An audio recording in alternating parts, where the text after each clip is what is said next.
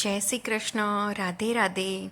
અત્યારે શ્રાદ્ધ પક્ષ ચાલે છે તો બધાના ઘરે દૂધપાક તો બનતો જ હશે. પણ આજે હું તમને એક નવી ટ્રીક સાથે મિનિટોમાં દૂધપાક જલ્દી કેવી રીતે બની જાય એ બતાવીશ.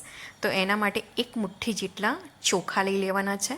મેં અત્યારે બાસમતી ચોખા લીધેલા છે. એને આપણે પાણીથી બરાબર સાફ કરી લેવાના છે. 1 થી 2 વખત પાણી નાખીને આવી રીતે ચોખાને સાફ કરી લેવાના છે. અને પછી ગરમ દૂધમાં આ ચોખાને આપણે અડધો કલાક માટે મૂકી રાખવાના છે. અને હવે આપણે એક વાસણ લઈ લઈશું અને એક વાસણમાં અત્યારે મેં 500 ml જેટલું દૂધ લીધેલું છે.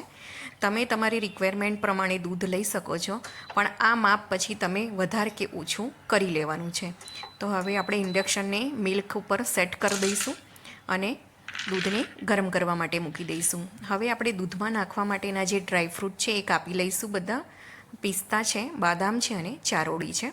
તો દૂધનો આપણે એક ઉભરો આવવા દઈશું. દૂધનો ઉભરો આવી જાય પછી આપણે એમાં જે આપણે અડધો કલાક પહેલાં પલાળેલા ચોખા હતા દૂધમાં, તે અત્યારે આપણે એમાં નાખી દઈશું. આપણે ચોખાને પહેલાં પલાળી દીધેલા છે એટલે આપણે વધારે વખતે એને કૂક કરવાની જરૂર નહીં પડે.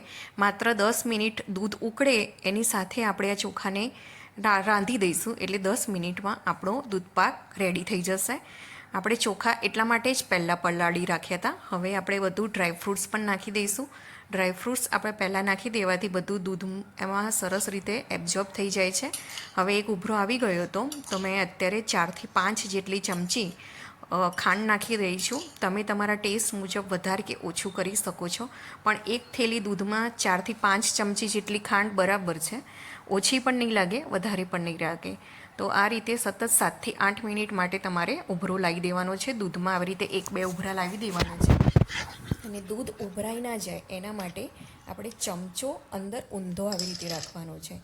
હવે આપણે દૂધપાકને ઘટ્ટ કરવા માટે આપણે 10 થી 12 નંગ જેટલા કાજુને મેં અડધો કલાક ગરમ પાણીમાં પલાળી દીધેલા હતા અને આપણે એની પેસ્ટ બનાવી લેવાની છે.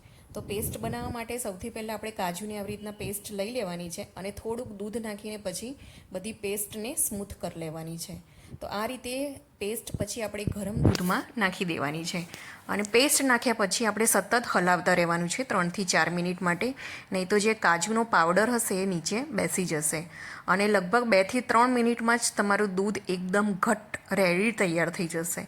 આ રીતે જો તમે દૂધપાક બનાવશો તો તમારે વધારે વખત ઉકાળવાની પણ જરૂર નહીં પડે અને થોડાક જ ટાઈમમાં તમારો દૂધપાક રેડી થઈ જશે.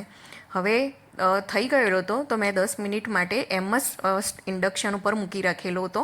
તો તમને દેખાતું હશે કે ચમચાની પાછળની બાજુ પણ કોટિંગ થયેલું દેખાય છે.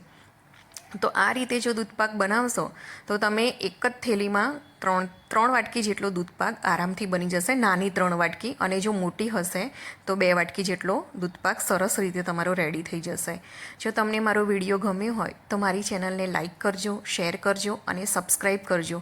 અને એક વખતે દૂધપાક આ રીતે તમે તમારા ઘરે બનાવીને જોજો અને પછી મને કમેન્ટ કરજો કે 10 થી 15 મિનિટમાં વધારે દૂધ ઉકાળવાની ઝંઝટ વગર કેવી રીતે દૂધપાક બની જાય છે અને આનો ટેસ્ટ ખરેખર ખૂબ મસ્ત લાગે છે.